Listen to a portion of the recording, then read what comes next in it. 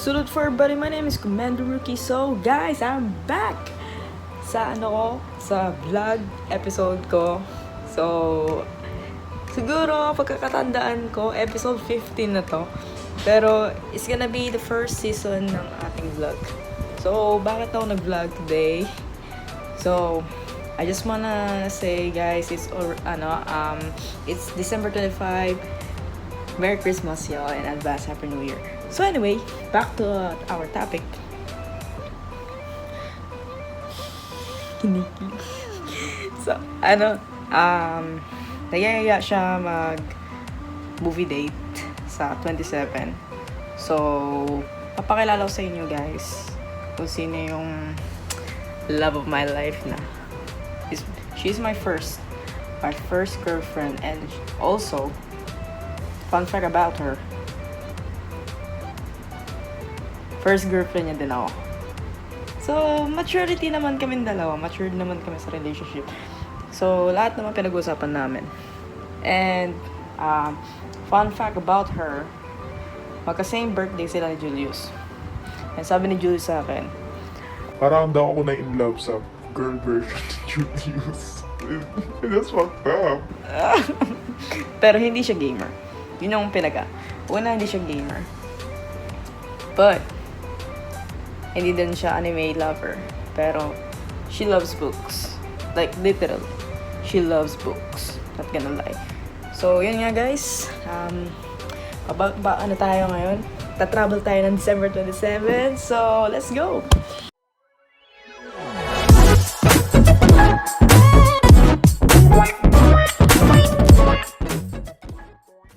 So, yun nga guys. It's already December 27. Alam niyo na, I'm ready to say! It's our movie date. So, medyo hiningal ako. Kasi akit panahon na ako kanina pa. Bruh. So, pupunta kami ngayon ng SM Fairview. And after movie namin, kain muna kami lunch.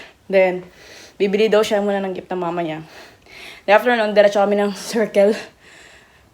Kasi, pupunta kami ng horror house na gustong-gusto niya. Na nire-request niya sa akin nung nakarang araw pa.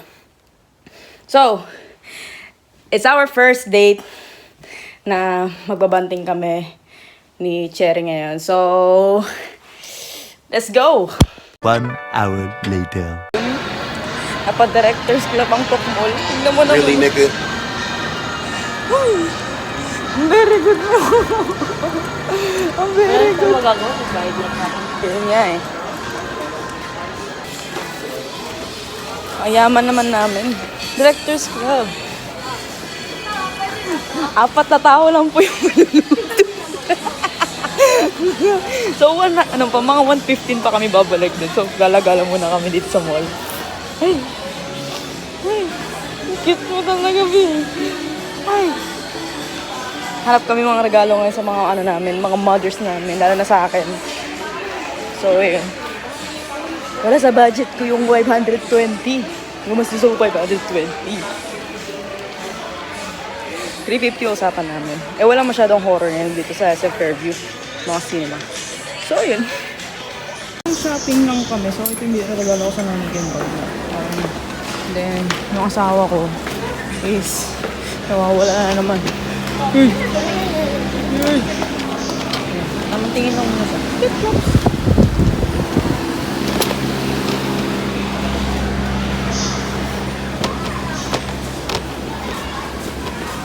Ano pa ititingin natin? Mami, ano ititingin natin?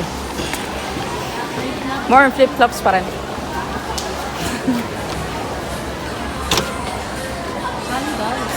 Sandals? Dito saan? Ayun dito. Ay! Okay, sulitin na namin yung oras na tumingin ng bag. Ayan, bag na naman. Gahantig pa rin siya ng bag. Sabi ko maghanap siya ng ganitong model or kulay. Kasi bet niya itong ibibigay niya sa mama niya. Sa future mother-in-law ko. Hey! Ah! So, nasa likod ko lang siya. Hindi ko na mahanap. Ang tagal.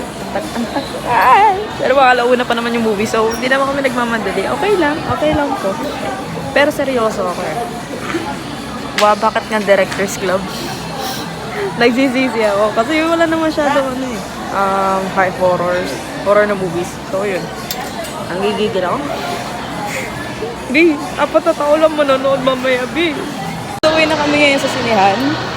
At ayaw na itong isang camera kasi shy type kasi. So, nakabili na kami. Mamaya punta kami maya sa gift wrapping mamaya.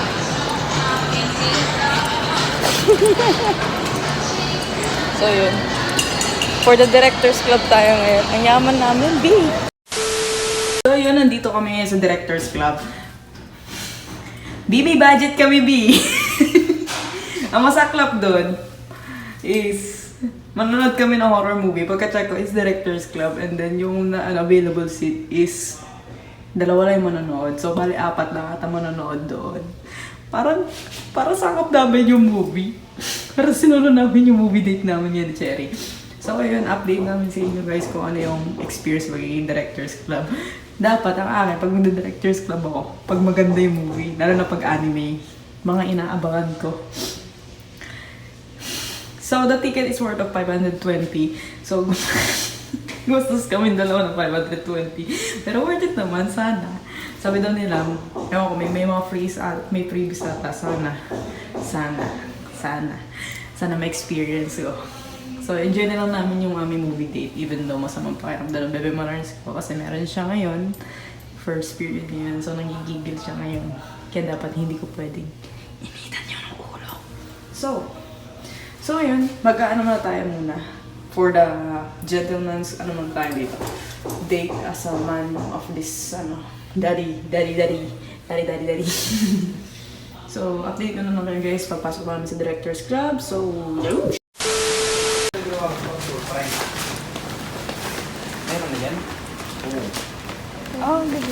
34 Oh, yeah. Uy, libre. Worth it nga. Ito. Puti ka, galing ka ako sa may. Tingnan mo. Let's go. Puti ka dyan. Ilan ba to? For the free water bottles and free popcorn. Saan na masasabi mo? worth it po yung 520 po namin nagastos. Hi! Yan na guys. Di, ang dilim di. Pero okay lang, sanay naman ako. Story ng nanay ko. Oh my God. Experience po ng Di ka mamatama. Experience. Di ka makita, B. Eh, no, di ka makita. So, yun, worth it naman ang ating mga gastos na ang dilim. Hanap natin, Nay. Oo naman. Tayo dalawa pa ba? Ano masasabi natin? Piling ko 4 lang tayo manonood. Wala na. Sabitin eh, dapat sabitin. 1 hour later. So, tapos na ang aming... tapos na yung director's cut. Sobo ko. Eh, yun ang aking asawa ko pala. Sige na, mag-CR ka na. So, worth of 520 pesos na namin movie date. May libre ng popcorn, may libre ng tubig. Ngayon, mag-ayos na kami dito. Actually, ito pala yung experience pala. Tingnan mo naman, Bio. Walang katao-tao. So, bali, 6 na tao lang yung kasama ko dito.